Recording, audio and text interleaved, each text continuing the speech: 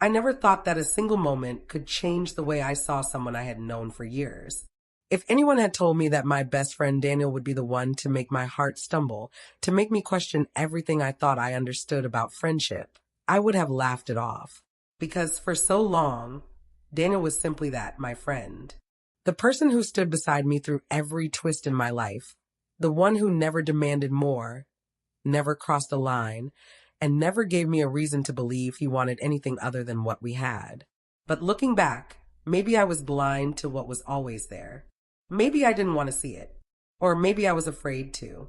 Daniel and I met during my sophomore year of college. I was sitting in the back of a communications lecture, half asleep, when the professor announced group projects. I hated group projects.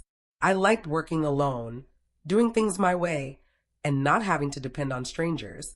But that day, fate, or maybe bad luck, had other plans. Rebecca Martin, the professor called out, scanning his list. You'll be with Daniel Hayes. I looked up and there he was, a tall guy with messy brown hair, a worn-out hoodie, and a smirk that said he didn't take much of anything seriously. He slid into the seat next to me, his notebook completely blank. So he said with a grin, do you actually care about this project, or are we just aiming for the bare minimum? I rolled my eyes. I care. I like good grades. Perfect, he said. You do the work, I'll provide the snacks. Partnership balanced. I wanted to be annoyed, but there was something about him that made it hard to stay mad. He was charming in a disarming kind of way. And over the next few weeks, while we worked on the project, I found myself laughing more than I expected. He wasn't lazy, not really. He was clever, sharp, and had this effortless way of making every dull task feel lighter. By the time we presented our project, we weren't just classmates, we were friends. And from there it grew. College turned into graduation, graduation into first jobs, and somewhere in between late-night study sessions, cheap pizza runs, and countless conversations, Daniel became a constant in my life. When I got my first real job and cried from the stress, he showed up with ice cream and said, just quit. Become a circus clown. You look great in oversized shoes. When I had my heart broken by a guy who promised me forever and delivered 3 months, Daniel sat with me in silence, not offering advice or platitudes, just letting me know he was there. We built a rhythm, a friendship that felt unshakable. He dated here and there, and I did too. But neither of us ever crossed that line with each other. It wasn't even a question. He was Daniel, my safe place, my constant.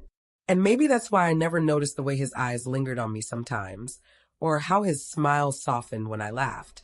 I filed all of it away under friendship and never let myself think otherwise. Until that night. It was late October, the kind of evening where the air carried a bite, and the trees glowed orange under the streetlights. We had planned our usual Thursday dinner, a tradition we had kept alive for years. Life got busy, people drifted, but somehow we always made time for those dinners. We met at a little Italian place tucked on a corner downtown. It wasn't fancy, red checkered tablecloths, candle jars on the tables, the faint smell of garlic that clung to the walls, but it was ours.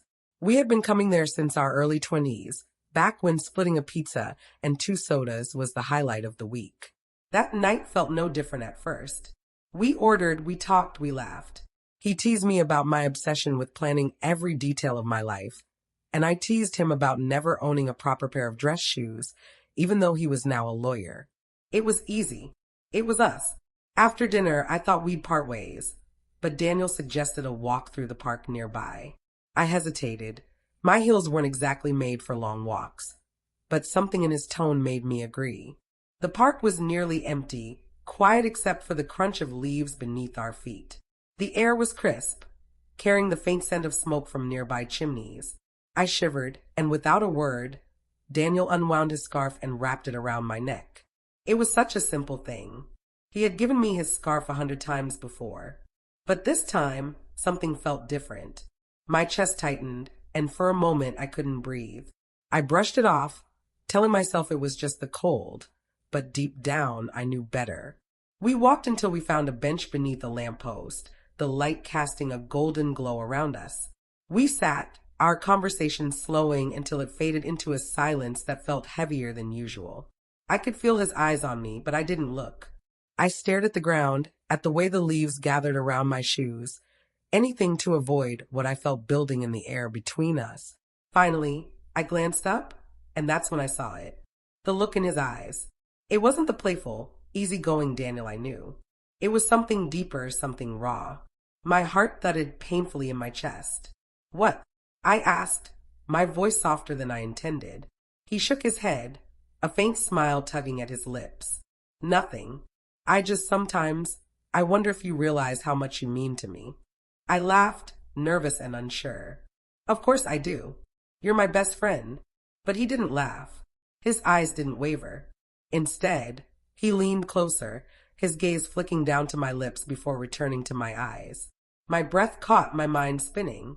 "Daniel," I whispered, not knowing if I wanted to stop him or let him keep going. And then he kissed me. It wasn't tentative. It wasn't a question. It was years of something bottled up, released in one breathtaking moment. His lips were warm against mine, his hand finding mine as though it had always belonged there. The kiss was slow, deliberate, but charged with a force that made my entire body tremble. At first I froze. This was Daniel, my friend. This wasn't supposed to happen. But then something inside me cracked open, something I had buried without even realizing it, and I kissed him back. The world disappeared. The park, the lamppost, the chill in the air. None of it mattered. All I felt was him. His touch, his warmth, his breath mingling with mine. And for the first time, I let myself see him not as my friend, but as something more. When he finally pulled away, my heart was racing. He rested his forehead against mine, his voice barely a whisper. I've wanted to do that for years. The words hit me like a tidal wave. Memories flooded back. Every smile, every late-night conversation, every small gesture I had brushed aside. The way he always walked on the outside of the sidewalk, how he remembered the little details about me no one else did. The way his eyes softened when he looked at me. It was all there, right in front of me, and I had been too blind to see it. I sat there, breathless, my world tilting on its axis. Everything had changed in an instant, and there was no going back. Because the truth was simple. Friends didn't kiss like that. And now that he had, I wasn't sure I ever wanted him to stop.